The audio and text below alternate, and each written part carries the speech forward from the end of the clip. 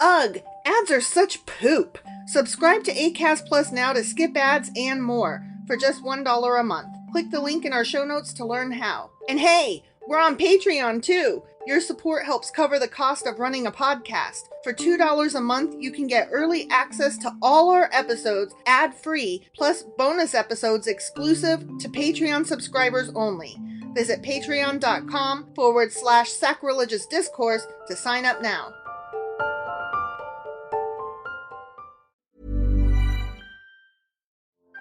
Black voices are making an impact this month and beyond. Keep listening to discover one of our favorite shows, courtesy of Acast Recommends. Dig deeper with me, Sean T, as I bring you a new episode every week to help motivate you to uncover your potential, master your mind, and build the confidence you need to live the best life possible. On Trust and Believe, I'll talk with you one-on-one or bring you a dynamic interview to help you find mental strength and positivity to better your health, relationships, parenting, career, and day-to-day life. No topic is off limits. No question is unanswered. It's the raw, real, tough talk that will jumpstart you into the new you. Tune in to Trust and Believe with Sean T every Wednesday to feel empowered and help you achieve your best life possible. Acast helps creators launch, grow, and monetize their podcasts everywhere. Acast.com.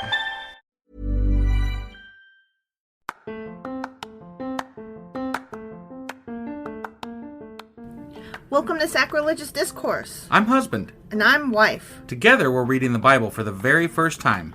We grew up without religion and wanted to know what all the fuss was about. Well, what have we learned so far? That God is a dick, and apparently some people believe in talking donkeys? We're not trying to pass ourselves off as experts. Nope, we're just reading the Bible for the first time and giving our first take reaction. If you'd like to join us in this venture, you might consider starting at episode 1. Otherwise, jump in wherever you like. All right, let's go read the Bible. Yeah, let's get to it.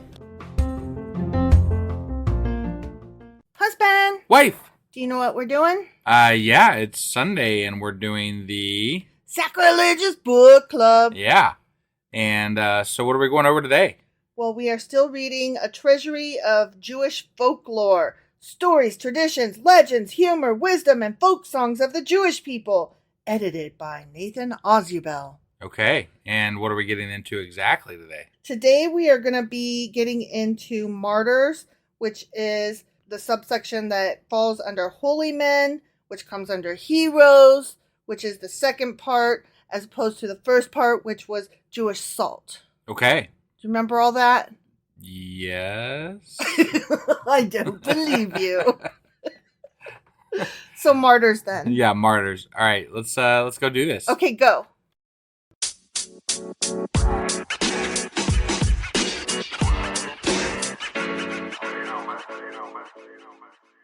Okay, so martyrs. Yeah, martyrs. Martyrs.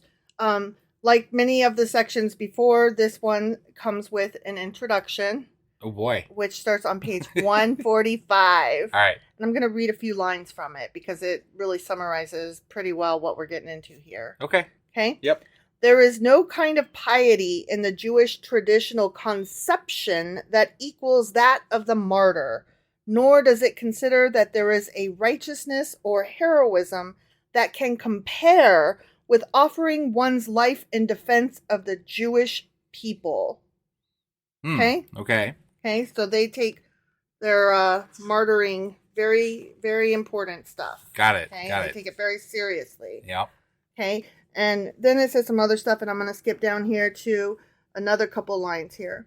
The weak and the irresolute could not muster the necessary moral strength for the ordeal, that given what we're referring to is all of the stuff that the Jews have been through. Right. That's what the quote-unquote ordeal is. Got it.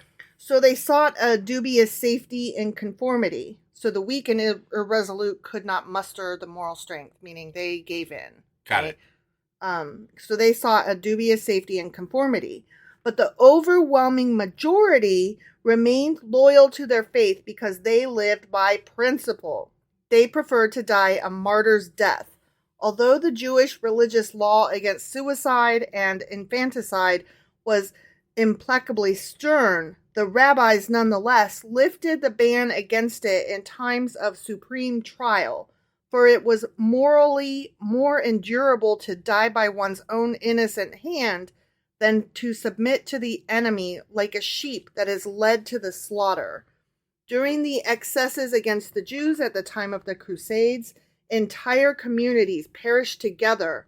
Jesus. Yes, with the prayer on their lips as they locked themselves in their synagogues and set fire to them. Holy hell. Right? In the English town of York, for instance, almost the entire Jewish community of 500 committed suicide rather than accept conversion. Oh my God. Yeah, and they, did not have to talk each other into it. They all, this was, we will do this. Crazy. Rather than capitulate. Right. That's, wow. Yeah, that is dying for your faith right there. There's some history there that would be somewhat interesting, actually. Yeah. Maybe. Yeah. Sounds like. Yeah. So then down towards the end, the final paragraph reads, folklore based on historical experience is generated but slowly in our sophisticated age. Who can doubt that a vast body of legendary lore in both song and story will ultimately emerge from the terrible ordeals which the Jewish people underwent at the hands of the Nazis during World War II? The 6 million martyrs who were tortured, shot, buried alive, hanged, and burned in an orgy of criminal bestiality never before known in history have left behind in them the scarred memory of their people, the raw materials of a staggering martyrology which needs but the passage of time to be transmuted into folklore. Yeah. Even though what we are reading, the scope of our podcast, it comes from time well before World War II. Yeah. I felt like because we are reading Jewish stories, that final paragraph there really does bear importance and I think, reading this. You saying that, it brings up a point that I've thought about it often, and that's that we're talking about the Old Testament a lot, which is, the Jewish people and, Israelites and what have you. And there is, it's touch and go how it's received sometimes, as far as you can be looked at as anti-Semitic for, saying things that are against God or against the Israelites and things like that. Right. And I don't know, we have to be able to talk about things, right? Right. And, it is it's the biggest tragedy. The Holocaust is beyond words. It's beyond anything. Right. And obviously, there is a lot of empathy on both of our parts for what happened to the Jewish people during the time of the Nazis. But at the same time, the book that they have as their religious text affects us still today, and it has to be discussed. Right. I think it's a matter of holding, and I see this quite often in regards to so many things. We have to be able to hold two diametrically opposed ideas in our head at the same time, which is that anti-Semitism does not fly. It is not okay. Really, you could place that with anything. Anti-anything is not... Sure. Unless it's against somebody that's hateful, and right. Anti-trans, anything is not okay. Yes, I totally agree. You have to be able to accept people for who they are and who they choose to be. Right. And I also have to be allowed to criticize their religion. Right. No, just because you accept them does not mean you cannot criticize them. Sure. We can accept somebody and still criticize them. Shit, I love the hell out of you, and I criticize you all the time. Fuck yeah, you do. So I can have great respect, admiration, and empathy for the Jewish people and still think that their religious text is kind of wonky. Yeah. No, that's how I feel about it. Especially as pertains to it being the precursor to Christianity as we know it today. Right. Which is the real problem. Well, and it's the precursor to Islam, too. Sure. So, which is another issue. Yeah. Altogether. Yeah, that we're not quite prepared to get into yet, but will. Technically, it's the precursor to Mormonism, too. Oh, God. Do we have to? I'm just saying. That's just That's There's just a that. silly club. Yeah, right. The Yeah. Mormons. I don't even count them as a real religion, honestly. I know I'm a horrible human being. I've already been told I'm going to hell, though. So, Right, right. what else can you do to me? My Yeah. credit isn't great. We've been to hell. Don't forget. We have been to Yeah. hell. Yes. So, with all that being said, let's jump into some of these stories. Sure. This first one I'm going to read is called The Prayer of the Ancestors on page 149. Okay. And it happened in those dark days of bloody terror, the groans of the people rose to the very throne of God, and the halls of heaven resounded with lamentation. O Jeremiah, Jeremiah, go and let the ancestors know of your people's grief. Call them forth from their graves, that they may raise their voices in sorrow, since they have the power to weep and supplicate. Which, let me interrupt here for a second. Sure. Jeremiah, I believe, is one of the books we will be reading here shortly. Okay. So, All right. interesting. Yep. And behold, following the bidding of the celestial voice, the grief-stricken prophet wandered along the desolate banks of the Jordan, crying aloud, O Moses, son of Amram, rise from your grave and look after your flock. In the distant plains of an alien land, your people again lives in slavery as it did in your days. Again it is being strangled with the halter of humiliation.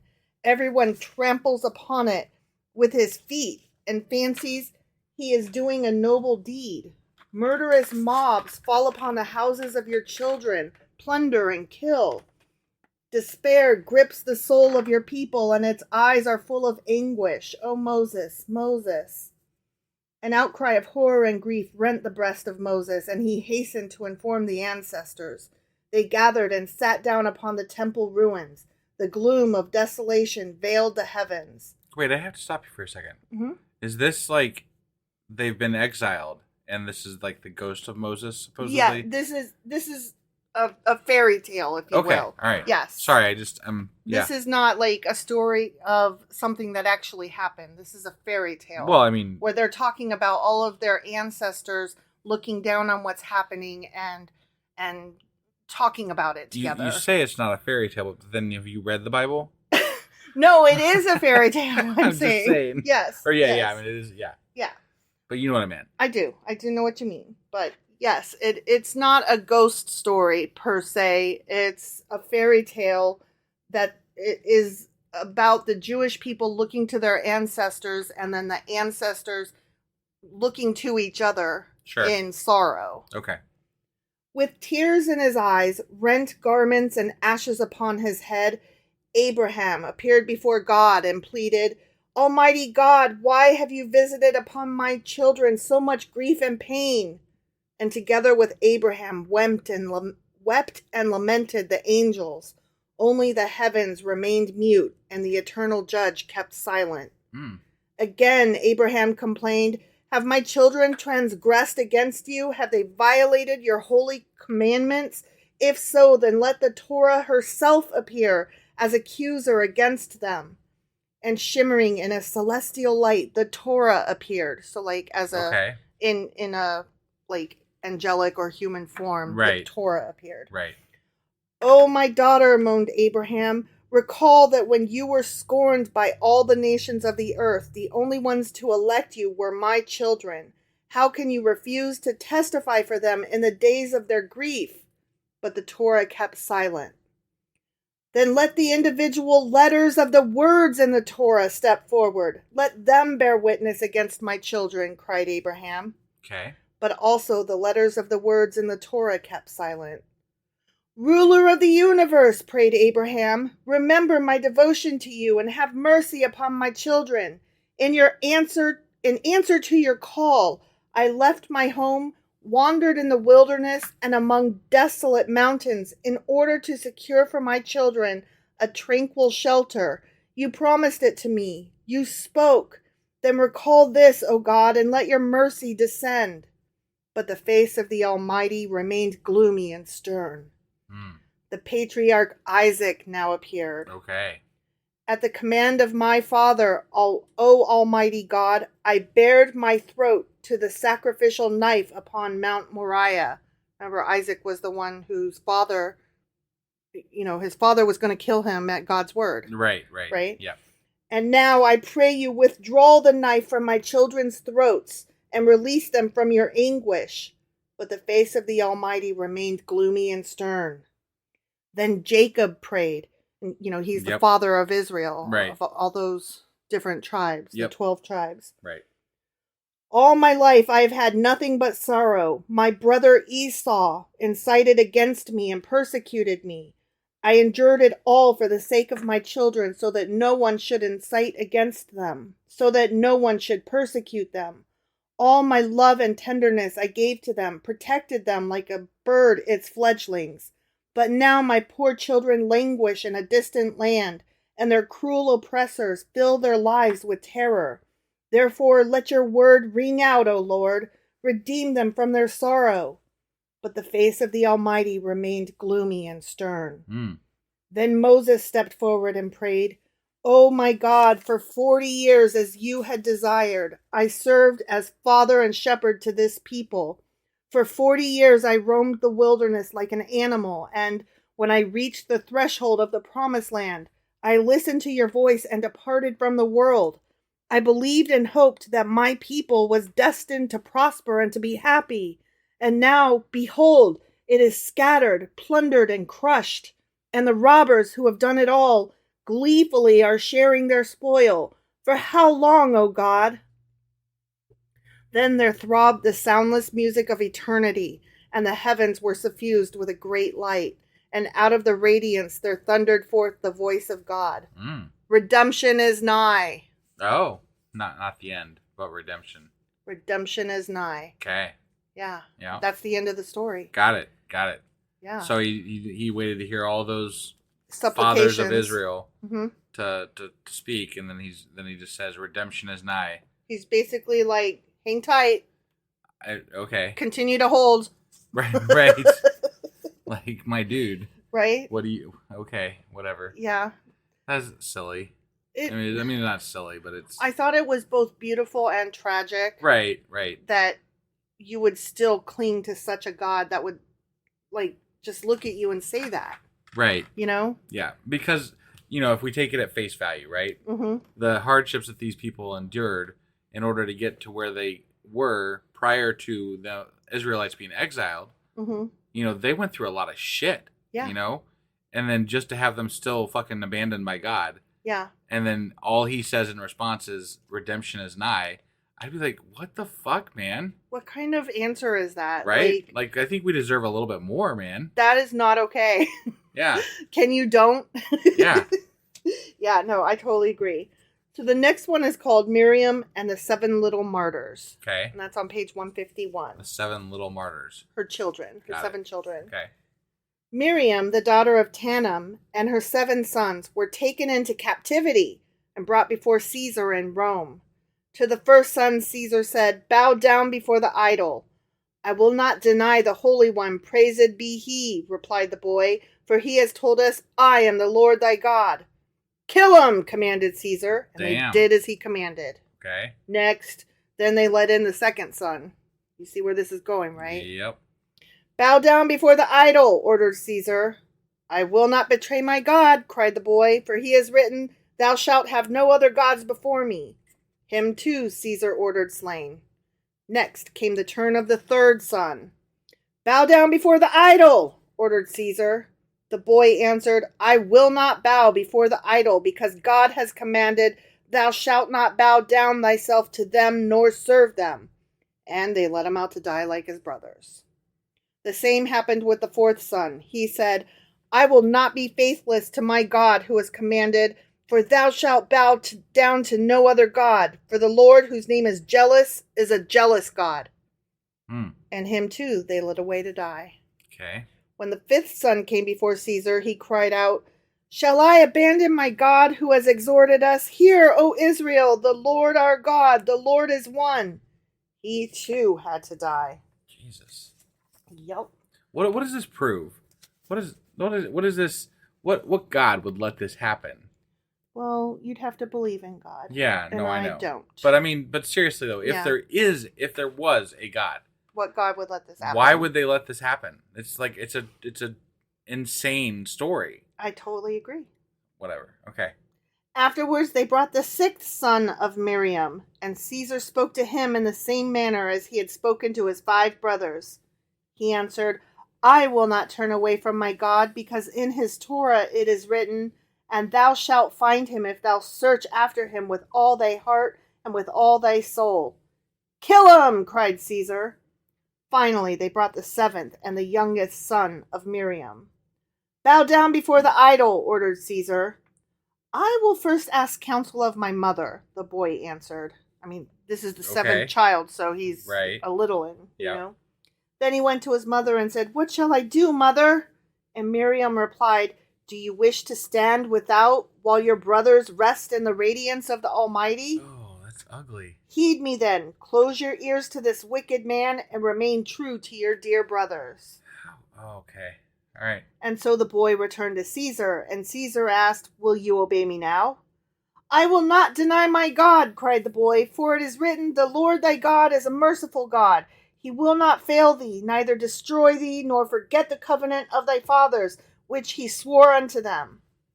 Take heed my words, commanded Caesar. You are only a child, and know not what you do. Do as I bid you, and I will spare your life. I will cast my ring, upon which is engraved the image of my idol, upon the floor. You must bend down, therefore, and pick it up, so that everyone will think that you have bowed before my God. So he's trying to give give him an out. Yeah, right? yeah. Woe to you, O wicked king, replied the boy. If I fear not to face my Maker, the ruler of the universe, how much less should I fear you, who are only a man? God damn, that's brave, right? Yeah. Then die, cried Caesar. And when Miriam saw how they came to put her youngest to death, she was filled with a terrible grief. Let me kiss him first, she pleaded. Caesar granted her wish, and she drew the boy into her arms and kissed and fondled him. Now, I don't think they meant fondled the way we think of when we say fondled. No.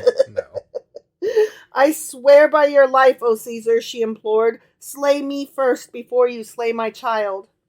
That I cannot do, answered Caesar, for your Torah forbids the killing of a mother with her young. You hypocrite, cried Miriam wrathfully. Have you followed all the precepts of our Torah, that only this precept is left for you to observe? And Caesar was enraged and cried out, Let the child be killed instantly. But Miriam would not let go of her boy. Be not sad and fear not, my child, she bade him. You are now going to paradise to join your dear brothers who have died before you. And when you see our father Abraham, tell him, Thus spoke my mother. You, Abraham, must not be vainglorious because you built an altar on which to sacrifice your son Isaac to the Lord. I raised 7 altars for my 7 sons. You, Abraham, only wished to bring your son as a sacrifice. I sacrificed all my sons. You were only proven. I was bereaved.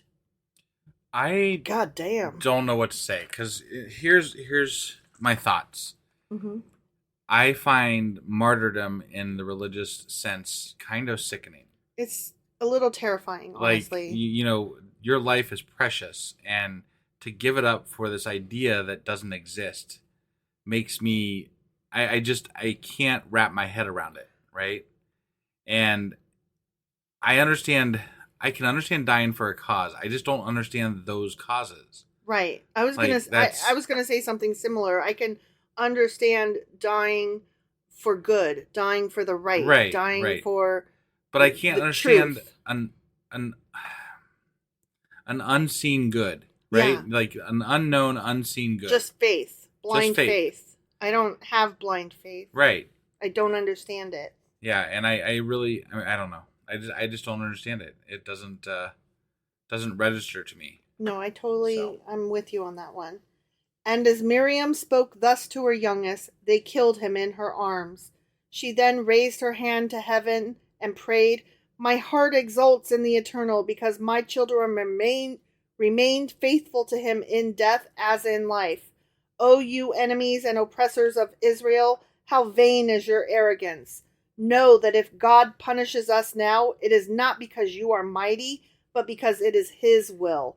O Lord, I implore you, take my soul from me, so that I may be united with my dear children.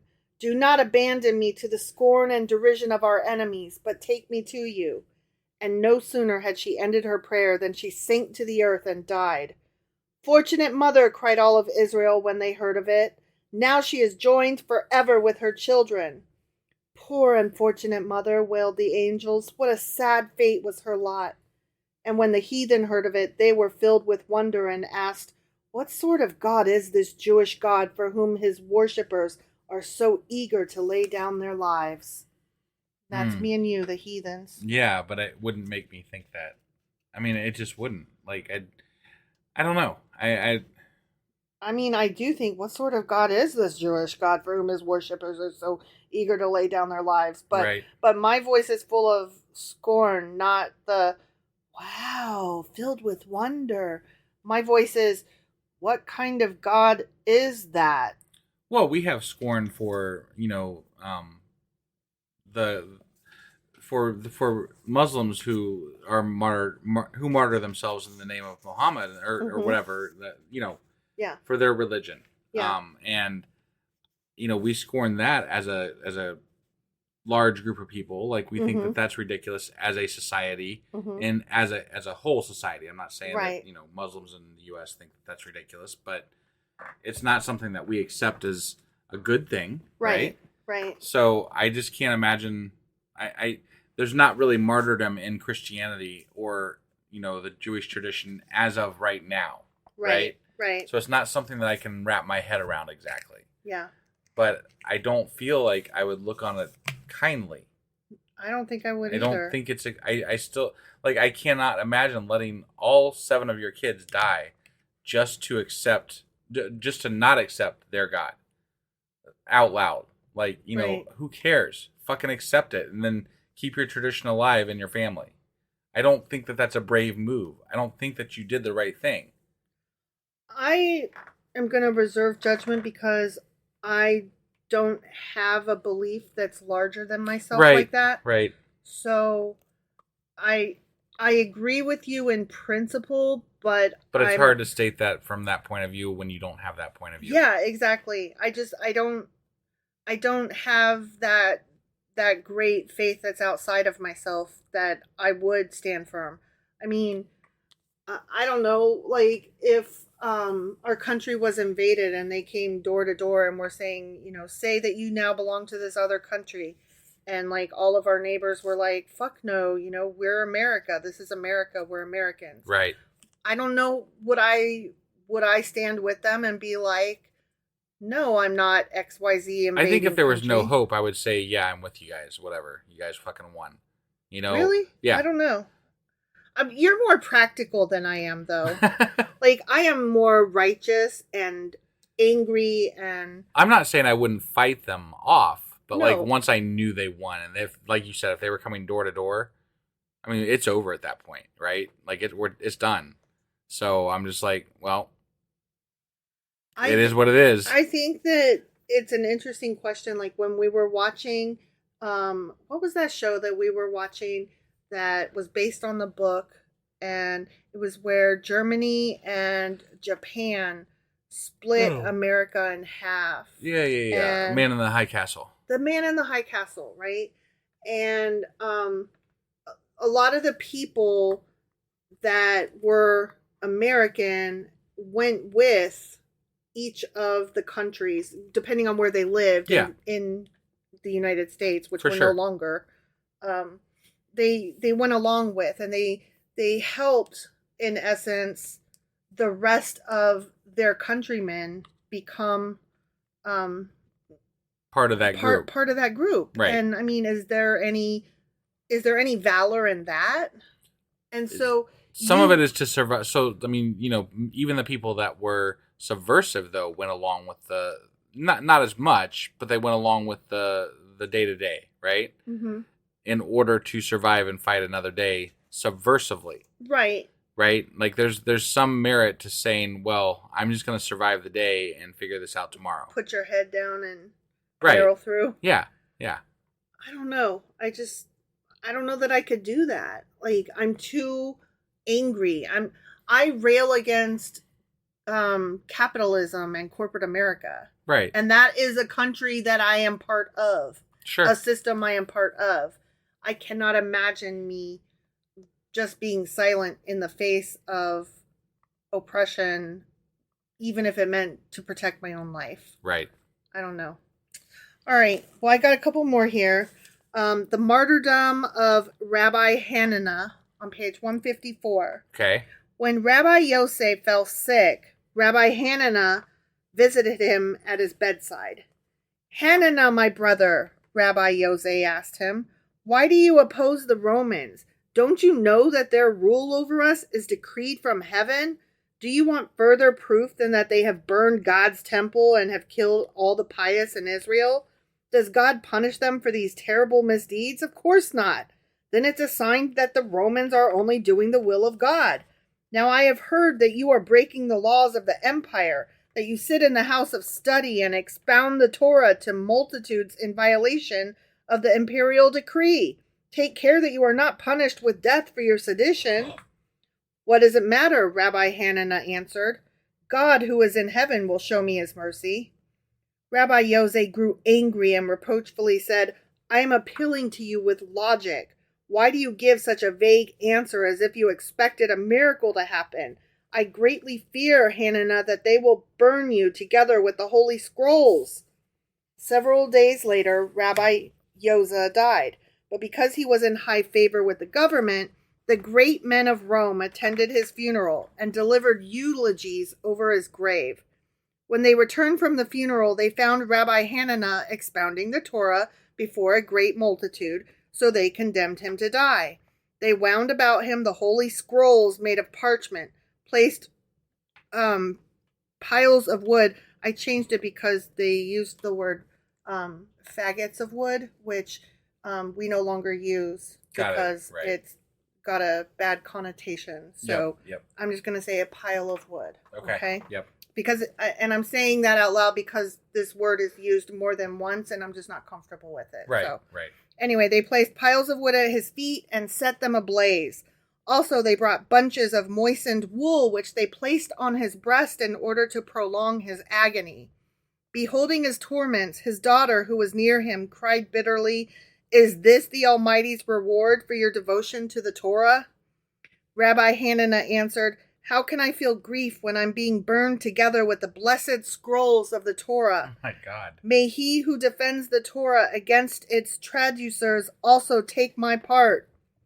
What do you see, Rabbi? Asked his students who watched the flames envelop him.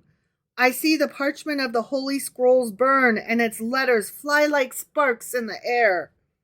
Rabbi, cried his students pityingly, seeing how great were his torments, open your mouth so that the fire may enter into you. Rabbi Hananiah then replied, Far better that my soul should be taken away by him who gave it to me than that I myself should injure it.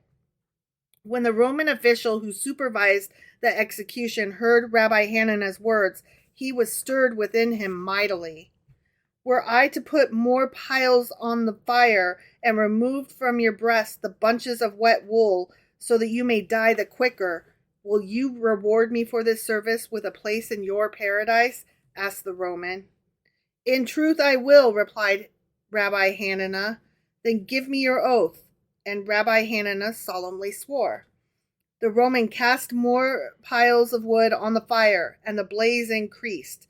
Then he took the bunches of moist wool from his breast, and as Rabbi Hananiah was about to give up his soul to God, the Roman himself leaped into the flames and was consumed. Oh my God. A celestial voice now sounded. Know that Rabbi Hananiah, together with his executioner, have now entered into the gates of paradise. The fuck? Right? Die That's crazy. for your religion. I mean, I understand the guilt of executing somebody, so like that part kind of makes sense actually. Right. But Jesus. Right? Like that's cuckoo beans. Right? Yeah. Okay, this is the last one. On page 156, we're going to read Rabbi Tanum is thrown to the lions. Okay. The emperor once said to Rabbi Tanum, Let your people and mine become one nation. By your life, O emperor, what a wonderful plan that is, cried Rabbi Tanum. But inasmuch as we Jews are already circumcised, we cannot turn heathen. For this reason, let your people be circumcised and be like us. What does it matter whether you're circumcised or not? Because they're saying, let's be one. Well, Yeah. we can't be like you because our dicks are chopped. We can't unchop our dicks. So in order to be as one, y'all are going to have to chop your dicks. Got it. Okay? Okay.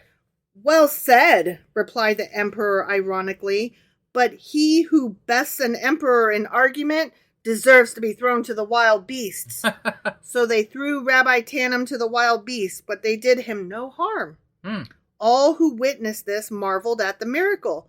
Huh? Did you know that somebody died recently, like within the last, I don't know, I think it was been within the last 20 years. There was like a person who thought that, God would protect them from the lions, so he went into a lion thing, serious? and then he got mauled by lions and died. What? Yeah. That's crazy. Where did that happen? I'd have to look it up. I've heard of it, but yeah, it's a thing that happened. Oh my goodness, that is stupid. Right? Yeah. However, among them was a freethinker who did not believe in miracles. That was me. I was there. Right. So he derisively explained the incident in this ways. The wild beasts aren't hungry. That's why they don't eat the Jew. In order to test the truth of the freethinker's words, the emperor cast him to the wild beasts. They devoured him forthwith. The end. I thought that was a good one to end on. I mean, that's funny, but it hasn't worked out so well in the past for people that think that. So right, exactly. Whatever. All right. Well, that was our book club for today. Yes, it was. And we'll be getting the weekly replay out here in just a little bit. Mm-hmm. And then tomorrow we'll be back with Esther chapter 4. That is right. Awesome. All right, guys. We'll see you then. Bye.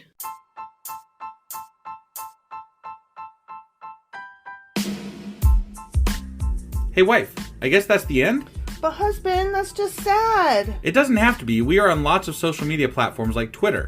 Our handle there is sacrilegious_D. For D's nuts. Oh my God.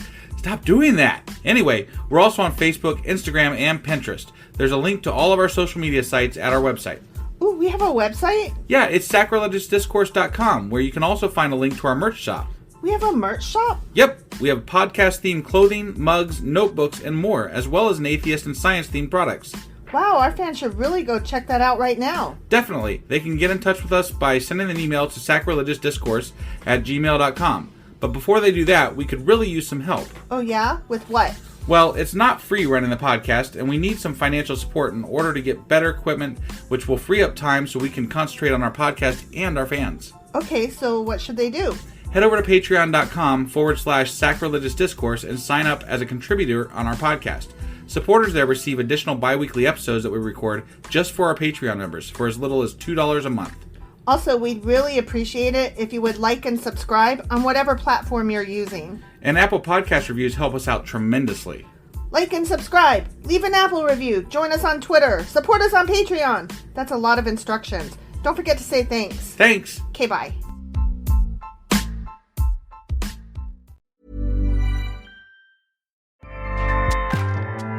Acast powers the world's best podcasts.